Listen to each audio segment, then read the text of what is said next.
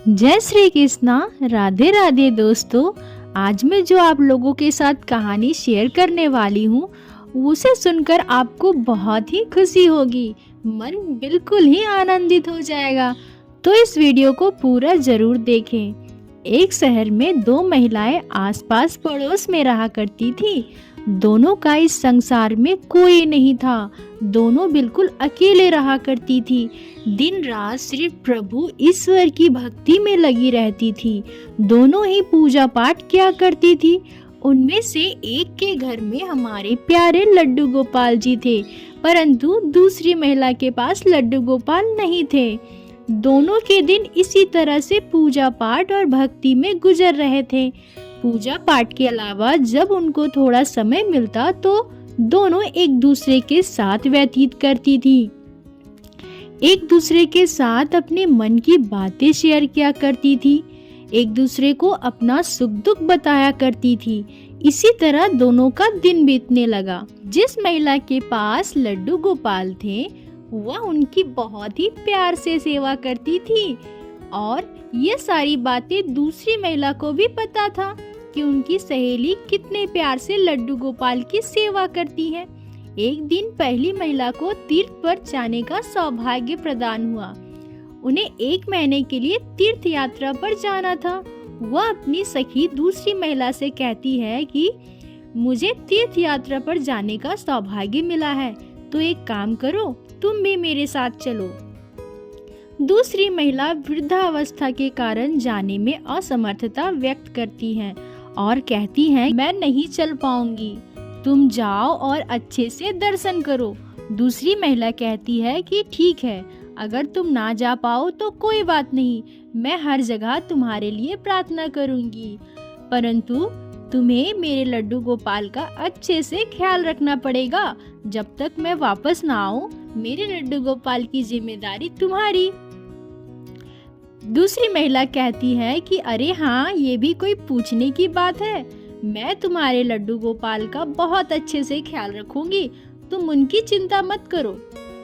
पहली महिला सखी कहती है कि लड्डू गोपाल की सेवा करने की सारी विधियां मैं तुम्हें समझा देती हूँ, और वो समझा देती है उनको कि क्या क्या जरूरत है, क्या कब करना है, कैसे भोग लगाना है, कैसे स्नान करवाना है। ये सब बातें उन्हें समझा देती है और तीर्थ पर चली जाती है। दूसरी महिला पहले दिन बहुत ही प्यार से, जैसे ही उनकी सखी ने बताया था वैसे लड्डू गोपाल की सेवा की शुरुआत करती है। सुबह उठकर वह सबसे पहले अपने सखी के घर पर जाती है और लड्डू गोपाल को जगाने से पहले उनके स्नान की पूरी तैयारी कर लेती है। गोपाल को जगाती है तो वह देखती है कि अरे ये क्या, लड्डू गोपाल के पैर पीछे की ओर मुड़े हुए क्यों हैं?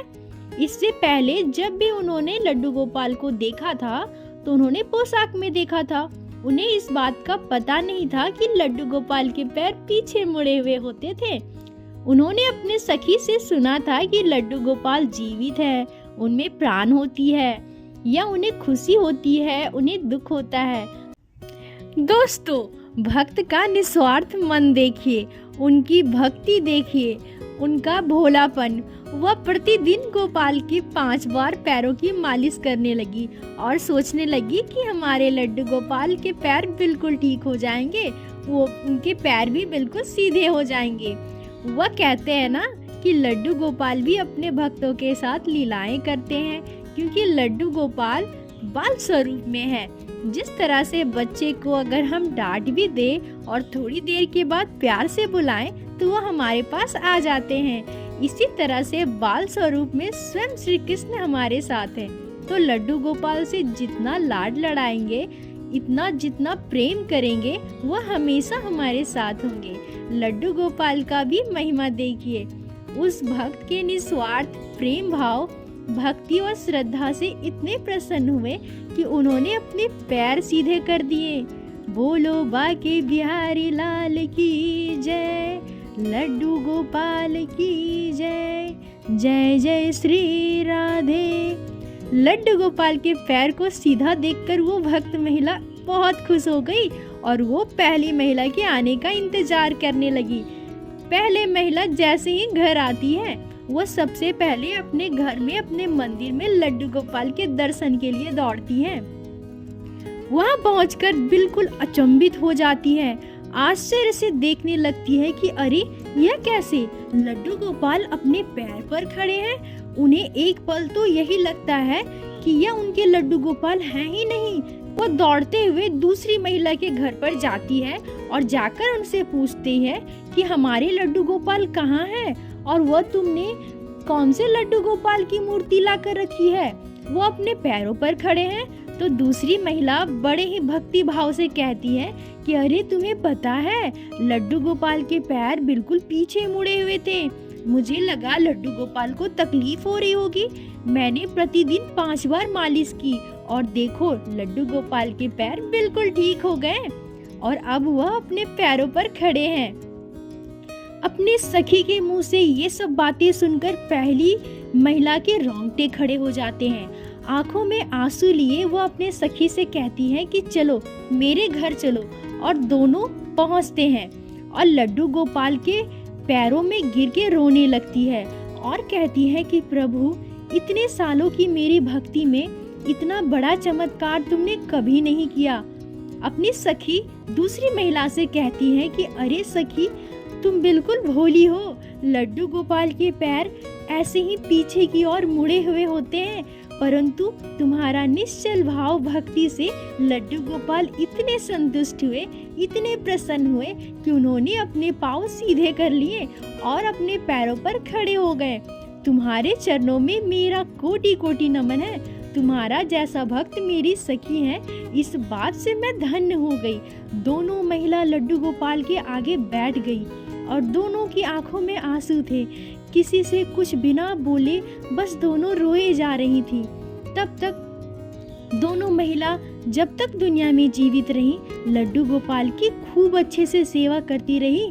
बोलो बाके बिहारी लाल की जय, लड्डू गोपाल की जय, जय जय श्री राधे। लड्डू गोपाल के लिए अपना निस्वार्थ भाव और भक्ति और निश्चल भावना हो तो लड्डू गोपाल किसी भी रूप में या छोटी छोटी लीलाओं से हमें अपने होने का आभास हमेशा कराते रहते हैं। बड़े बड़े ऋषि मुनि भी लड्डू गोपाल की इस लीला को अनुभव करने के लिए न जाने कितने वर्षों तक तपस्या करते हैं, लड्डू गोपाल की सच्ची भावना से सेवा करते हैं। लड्डू गोपाल से बाल स्वरूप में हमारे साथ विराजमान है। तो दोस्तों, अगर आप लोगों को यह कहानी अच्छी लगी हो तो लाइक कीजिए, चैनल को सब्सक्राइब कीजिए और बेल नोटिफिकेशन को ऑन कीजिए ताकि आने वाली वीडियोस को भी आप देख सको। अन्य भक्तों के साथ शेयर अवश्य कीजिए।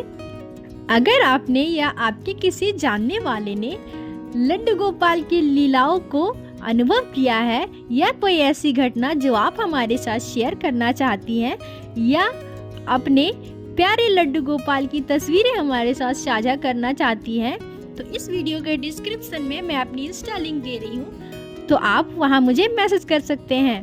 मैं अपने चैनल पर वो सारी चीज़ें शेयर जरूर करूँगी। तो फिर मिलते हैं आप लोगों से लड्डू गोपाल बाके बिहारी की प्यारी सी कथा लीला के साथ। राधे राधे।